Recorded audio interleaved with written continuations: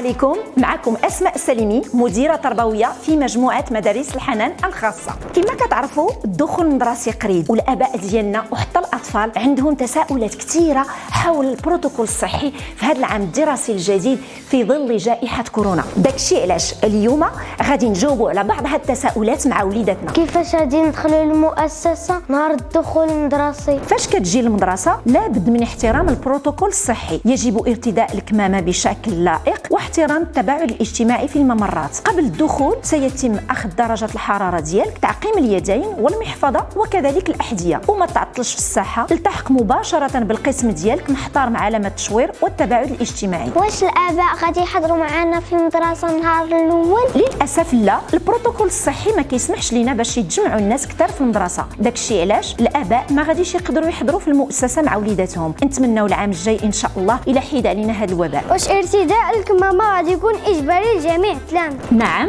تبعا للتعليمات الوزارية الواردة في المذكرة رقم 0751/20 بتاريخ 26 نوفمبر 2020، جميع التلاميذ خاصهم يلبسوا الكمامة داخل المؤسسة، كذلك جميع الأطر التربوية والإدارية والمعلمين والمربيات وجميع موظفي المؤسسة غادي يلبسوا الكمامة حفاظا على صحة أطفالنا. واش خاصني نكون ملقحة ضد فيروس كورونا باش نجي نقرا؟ لا، حسب البلاغ المشترك لوزارة التربية الوطنية ووزارة الصحة ليوم 27 غشت 2021، حاليا الأطفال اللي العمر ديالهم أقل من 12 سنة غير معنيين بالتلقيح. أما التلاميذ اللي عندهم 12 سنة فيما فوق فعملية التلقيح هي تطوعية واختيارية ومشروطة بموافقة أولياء الأمور. إلا كنت أنا أو الأب أو الأم ديالي ملقحين ضد كورونا، واش خصنا نقدموا جواز التلقيح باش ندخلوا المدرسة؟ لا، حاليا جواز التلقيح غير مطلوب تقديمه داخل المؤسسة، على الجميع فقط ارتداء الكمامة بشكل لائق واحترام البروتوكول الصحي والتباعد الاجتماعي، وذلك لسلامة الجميع.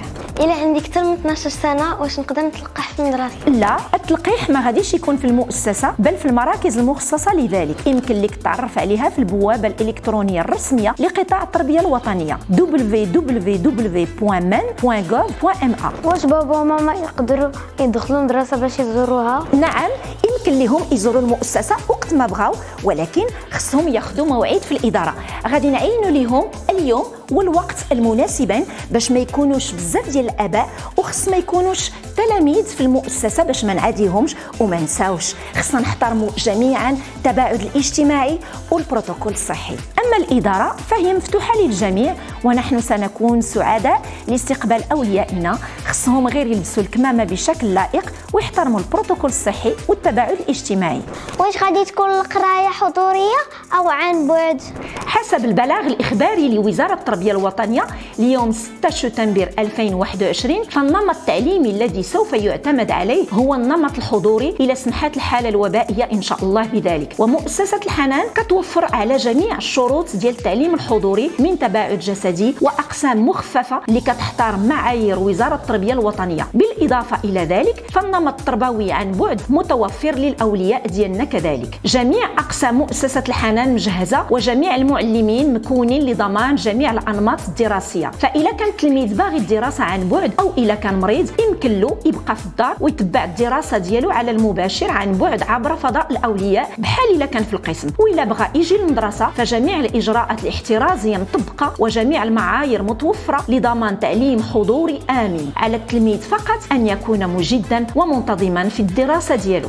شحال غادي يكون عدد التلاميذ في القسم؟ مثل العام الماضي عدد التلاميذ في القسم غادي يكون مخفف جدا وكيحترم معايير وزارة التربية الوطنية بالنسبة لنمط التعليم الحضوري، والتباعد الاجتماعي مضمون في كل قسم. المؤسسة ديالكم قامت بتجهيز أقسام زائدة وجديدة وخصت لها أساتذة كفء باش تضمن لكل تلميذ بلاصته حضوريا في القسم ويقرأ في كل أمان. واش الأقسام غتكون مهوية ومحكمة والمراحل كيفاش غتكون؟ نعم، وضعنا بروتوكول صحي صارم من أجل سلامة الجميع بداخل المدرسة. جميع الأقسام ومرافق المؤسسة كتعقم باستمرار وعدة مرات في اليوم من طرف أطقمنا الخاصة بالنظافة. كذلك المعقم غادي يكون موجود في الأقسام، المكاتب، المراحل، الساحات وحتى الممرات باش التلاميذ يعقموا يديهم باستمرار. وجميع أطقمنا كيحرصوا على تنفيذ هذا البروتوكول الصحي من طرف الجميع. كيفاش غادي تكون الاستراحة؟ أوقات الاستراحة غادي تكون مختلفة لكل مستوى باش ما يكونش الاكتظاظ في الساحة وحتى في المراحل. كذلك غادي تكون حراسة مشددة باش يتحط احترم البروتوكول الصحي والتباعد الاجتماعي من طرف الجميع، والمعقم دائما موجود في الممرات، المراحل وحتى في الساحه. في وقت الخروج واش بابا وماما يقدروا يدخلوا المؤسسه باش يديوني؟ للاسف الاباء ما يمكن لهمش يدخلوا المؤسسه باش ما يكونش الاكتظاظ، عليهم انتظار الابناء ديالهم خارج المدرسه مع احترام التباعد الاجتماعي فيما بينهم. وغادي نشرحوا كيفاش غادي يتم خروج التلاميذ لكل مستوى بالنظام التام في الاسئله المواليه.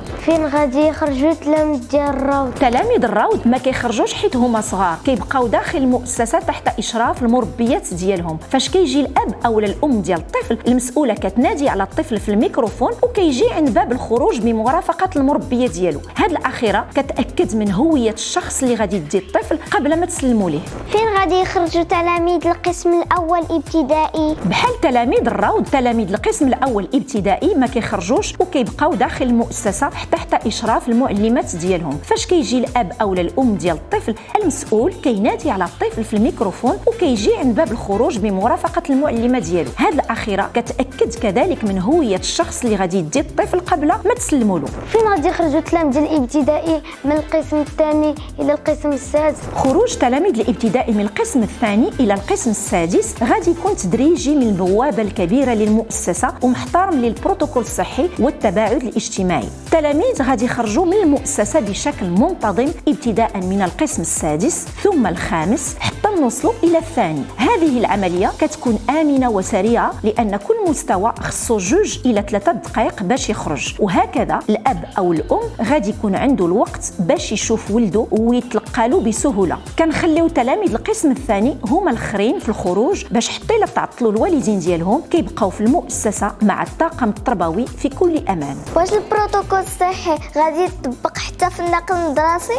بالطبع جميع حافلات النقل المدرسي كيتم تعقيمها قبل وبعد استعمالها، كذلك سيتم اخذ درجات الحراره ديال التلاميذ وتعقيم اليدين قبل الصعود. شحال غيكون عدد التلاميذ في النقل المدرسي؟ عدد التلاميذ غادي يكون مخفف جدا وكيحترم التعليمات الوزاريه، داكشي علاش غادي تكون اماكن نقل مدرسي محدوده. الا مرت انا بكورونا ولا واحد من افراد عائلتي تصاب به، شنو خصني ندير؟ اول حاجه واهم حاجه خصك تعلم الاداره وتبقى في الدار.